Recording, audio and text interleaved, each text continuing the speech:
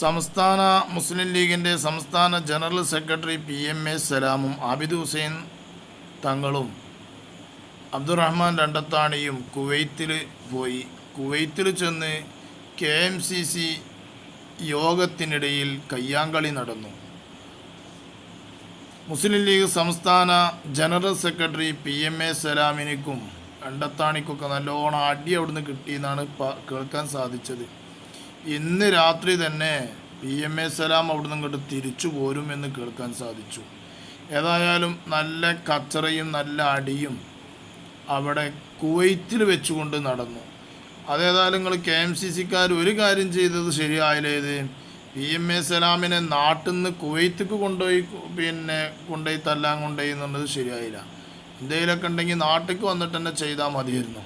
നിങ്ങൾ PMA സലാമിനെ കുവൈത്തിൽ കൊണ്ടുപോയി അവിടെ വെച്ചിട്ട് ശരിയാക്കാൻ തീരുമാനിച്ചത് ഒരിക്കലും ശരിയായില്ല. അത് കാരണം PMA സലാം ഇന്ന് രാത്രി തന്നെ അവിടുന്ന് പോരുന്നാണ് പറഞ്ഞിട്ടത്. കണ്ണടക്ക അടിച്ചു പൊട്ടിച്ചു എന്നൊക്കെ കേൾക്കാൻ സാധിച്ചു. ഏതായാലും PMA സലാം മുസ്ലിം ലീഗിൻ്റെ സംസ്ഥാന ജനറൽ സെക്രട്ടറി അല്ലേ, ഒന്നുമില്ലെങ്കിൽ എല്ലാ കാര്യത്തിനും സജീവമായിട്ടുള്ള ഒരാളല്ലേ, സമസ്തയുമായി കൊണ്ട് യാതൊരു ബന്ധമില്ലാത്ത ആളല്ലേ, ജിഫ്രി തങ്ങൾ ഒന്നും അല്ലാത്ത ആളാണല്ലോ. ഏതായാലും എല്ലാം പാടെ കൂട്ടിയിട്ട് നിങ്ങൾ കുവൈത്തിൽ വെച്ചിട്ട് KMCCക്കാർ കൈകാര്യം ചെയ്തു.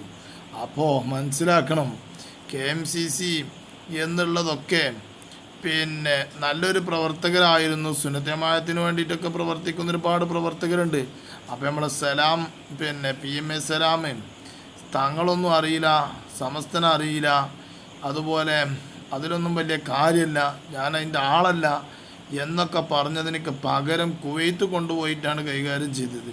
നോക്കാണിങ്ങൾ ആ രംഗം, വല്ലാത്തൊരു കോള്. സുബ്ഹാന ജല്ല ജലാലു, എന്താ അടി, പൂരാടി.